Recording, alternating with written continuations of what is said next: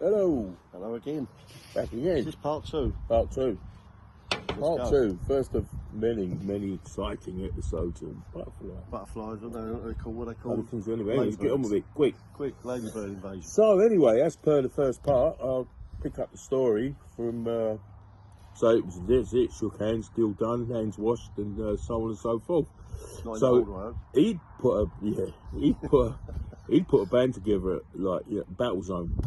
It was the name of the band.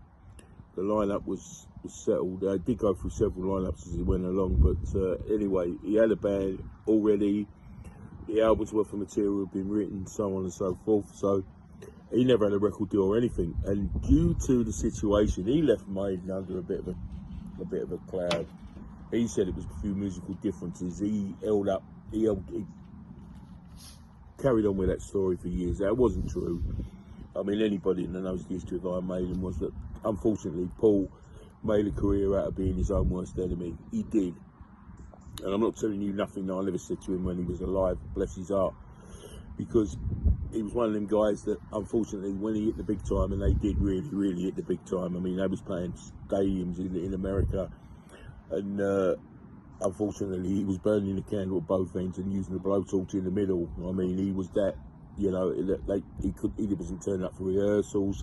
I mean, he told me the story. One gig, he was in America, and they was playing stadiums. And 2 hours before they was going, they knocked on his hotel door, and he couldn't get up off the floor. Somebody gave him something to take. He didn't know what it was, but he took it, and he couldn't stand up. They had to break in to get him out. Basically, this is 2 hours before a stadium gig. No, yeah. So anyway, it was basically a catalogue of disaster. So in his death, they just parted company.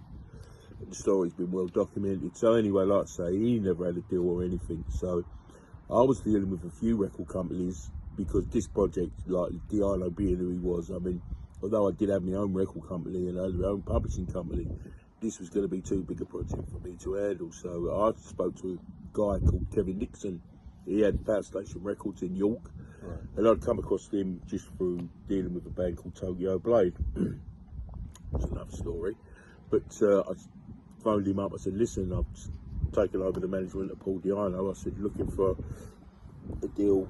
I said, you know, it can't be long term, because most of the independent companies, which he was, they was trying to sign bands up with five album deals. I said, well, you're not going to get that. I said, I think probably stretch it to 2. He said, but that's going to be about the full size. So anyway, he said, yeah. He said he was on the train next day. He come down like lightning. And anyway, the band got that together, played a couple of songs for him.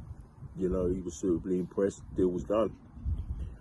And then, yeah, so the next thing obviously was to get the album out, which happened, and then there was the tour, because the way it works when you're an independent company is you sign for different territories, different companies in different territories. So that's what happened, you know, and the first thing that happened, American tour.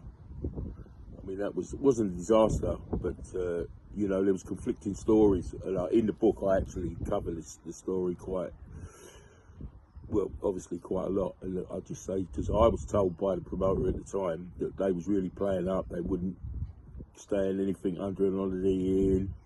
Diano did actually call one gig off because they didn't have a monitor mix. That's what the sound that they mix, and it comes back on stage to fold back.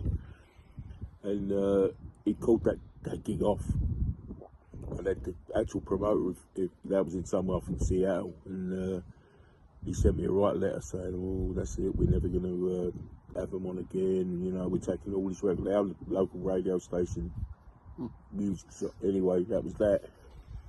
But as I was writing the book, I did actually put a small bit on Facebook. And Bobby Falk, lovely geezer, Sid Falk, who went on to have, you know, an outstanding career, still at it, still writing, still an outstanding artist. He actually got in touch with me, and he said, "That's not true."